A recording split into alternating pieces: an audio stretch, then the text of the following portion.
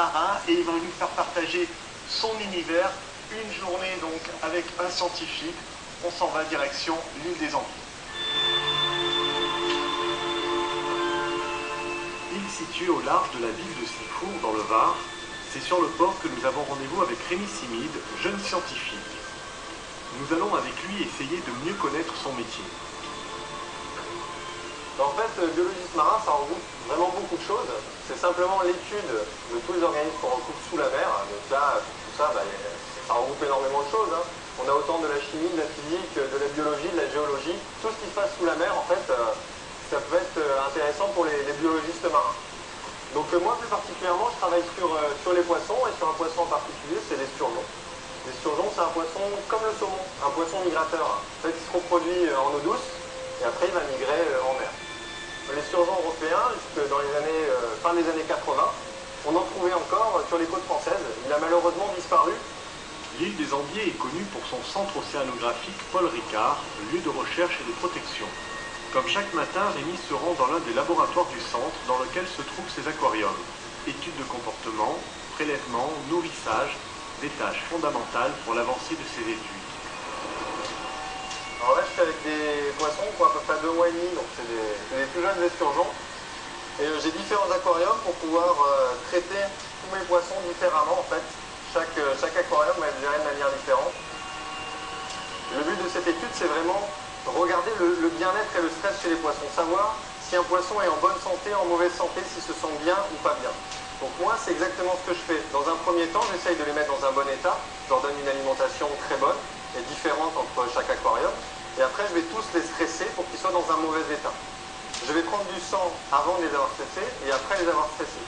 Du coup, ce que je vais regarder sur le sang, je vais essayer de retrouver ce stress ou cet état de bien-être sur mes marqueurs sanguins. Si j'y arrive, je pourrais proposer soit aux aquaculteurs, soit aux gestionnaires de la ressource dans le milieu naturel, ces marqueurs. Est-ce que vos poissons se sentent bien? Est-ce qu'ils se sentent pas bien? Là, c'est l'heure du déjeuner. Qu'est-ce que ça mange, l'esturgeon? Ça mange, alors en aquaculture, ça mange du poisson, des farines de poisson. Dans la nature, ça mange plutôt des petits organismes qu'ils trouvent dans le sable, dans les fonds vaseux. C'est un organisme un petit peu comme un poisson-chat. Je ne sais pas si tu as fait attention, il a des petits barbillons sensoriels sous le nez, ce qui lui permet de repérer ses proies à l'état naturel. Et ici, donc, il mange des granulés qui coulent, qui sont au fond. Et c'est de la farine de poisson ici. Alors ils ont 2 mois et demi ces poissons. Donc ils font à peu près 50 grammes. Ils ont 2 mois et demi. Il faut savoir qu'à l'âge adulte, les esturgeons à l'état naturel, c'est plusieurs centaines de kilos, plusieurs mètres de long. C'est vraiment des poissons très très impressionnants. Ça vit jusqu'à quel âge à peu près? Allez, encore, c'est plus de 100 ans.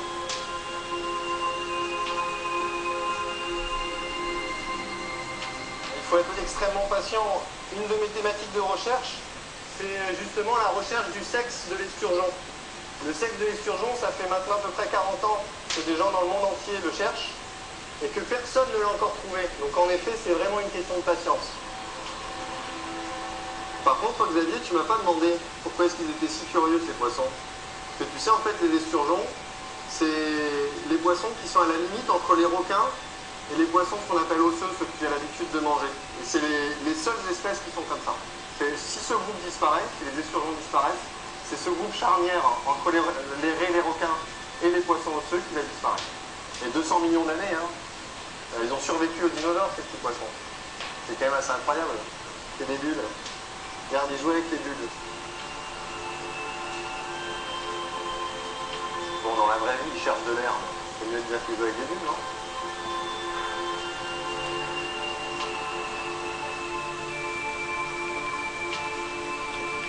Il faut obligatoirement une passion. De toute façon, pour faire de la recherche, il faut être passionné parce qu'on ne compte pas son temps, on ne compte pas ses heures, on ne compte pas son travail. C'est vraiment quelque chose qu'il faut aimer faire tous les jours et il faut partir dessus avec le sourire au travail.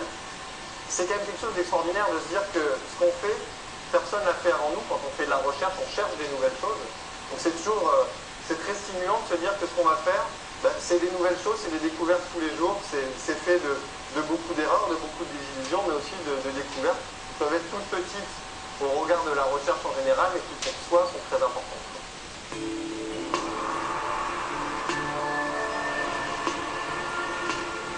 Après la partie zootechnie effectuée sur l'île, Direction l'université du sud de Toulon-Var, où l'équipe de scientifiques, dont Rémi fait partie, continue leurs recherches en biologie moléculaire.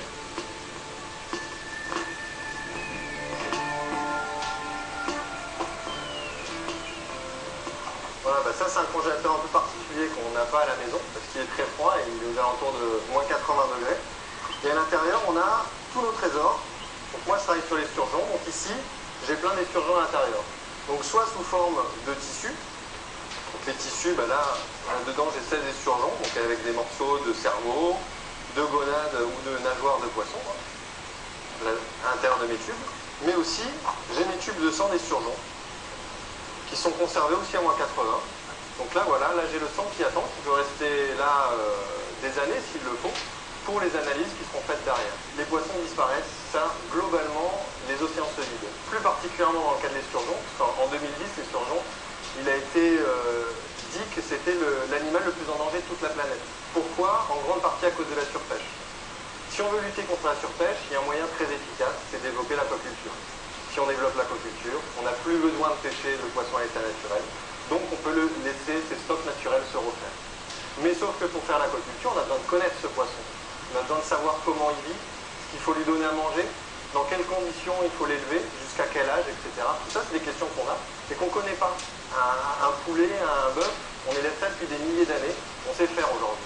Un poisson, ça fait quelques dizaines d'années que les élevages vraiment modernes se développent. Donc c'est vraiment l'âge de pierre de l'aquaculture aujourd'hui. Donc on fait le b.a.-ba, on apprend à connaître ces poissons, à savoir comment les élever en fait.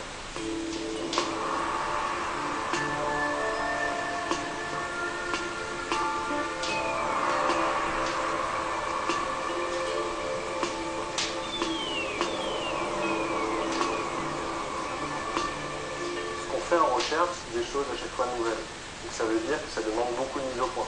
À chaque fois, il faut découvrir ce qu'on fait. Il y a toujours des détails qui vont changer d'une fois sur l'autre. Donc en fait, c'est les mises au point qui sont très longues. On va trouver des choses au bout d'un certain moment qui ne vont pas forcément être ce qu'on avait attendu. Donc il va falloir essayer de comprendre pourquoi est-ce qu'on a un résultat différent de celui qu'on attendait. Du coup, ça nous amène d'autres questions et on avance comme ça par petits pas. Donc en fait, chacune des analyses prend beaucoup de temps au moment de la mise au point. Une fois qu'on sait le faire, ça devient très rapide, en quelques heures, on a les réponses qu'on attendait. Moi, je suis payé par le public et une partie de mon financement de recherche, c'est du privé. Donc après, les recherches de financement, finalement, c'est aussi le travail du chercheur. Un chercheur, ça cherche dans son travail, mais ça cherche aussi des financements pour pouvoir travailler. Il faut être curieux de tout et passionné par un sujet en particulier. Moi, j'adore la mer depuis très longtemps. J'ai toujours voulu connaître mieux la mer. Je trouvais qu'il me manquait beaucoup d'informations sur le milieu marin. Et à force de me poser des questions, je me suis dit que j'allais en faire mon métier, essayer de trouver des réponses.